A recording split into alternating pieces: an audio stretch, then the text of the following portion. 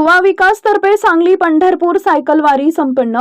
युवा विकास कल्याणकारी सेवाभावी संस्थेच्या वतीनं सालाबाद प्रमाणे सांगली ते पंढरपूर आषाढी सायकल वारी मोठ्या उत्साहात काल संपन्न झाली।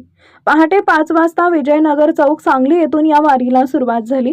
दुपारी 2 वाजता पंढरपूरमध्ये ही सायकल वारी पोहोचली।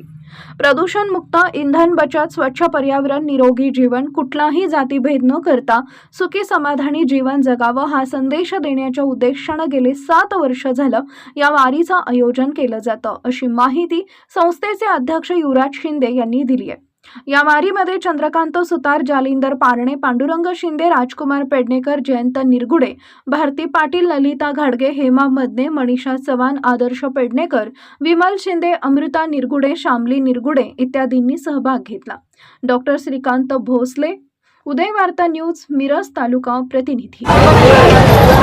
रामकृष्ण हरी मंडळी सालाबाद प्रमाणे युवा विकास कल्याणकारी सेवाभावी संस्थेच्या वतीनं पंढरपूर सायकलवारी आज या ठिकाणी पंढरपूर नगरीत आम्ही पोहोचल्यानंतर संपन्न झाली। साधारणतः सकाळी पहाटे 5 वाजता सांगलीहून आम्ही सायकल घेऊन निघलो होतो। सालाबाद प्रमाणे याही वर्षी अगदी 63 वर्षाच्या काकांनी यामध्ये भाग घेतला आणि याबरोबर सालाबाद प्रमाणे महिलांनी भाग घेतला। युवा विकास कल्याणकारी सेवाभावी संस्थेचा एकच उद्देश आहे, प्रदूषण मुक्त वारी असावी। साधू संतांची परंपरा असलेल्या महाराष्ट्रामध्ये ही वारी जाती धर्म न बांधता सर्वांनी एकोप्यानं संपन्न व्हावी।